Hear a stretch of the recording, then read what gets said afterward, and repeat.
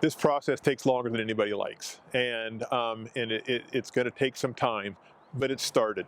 We're underway, and while it seems tedious and somewhat slow, they're making progress. And as a community, this is going to get cleaned up, and we're going to get back into our regular lives here soon. It will not feel quick enough, but that day is going to come to where we can all look back and feel good that we got through this, and this cleanup was completed, and our communities were restored.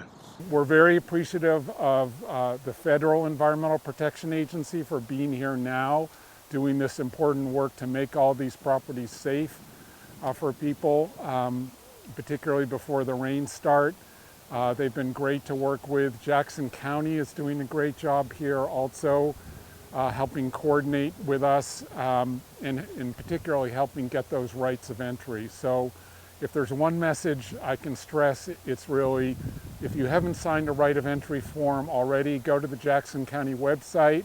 They have the forms there, and sign up, get in this program, get your property cleaned up so we can get you in rebuilding mode as quickly as possible.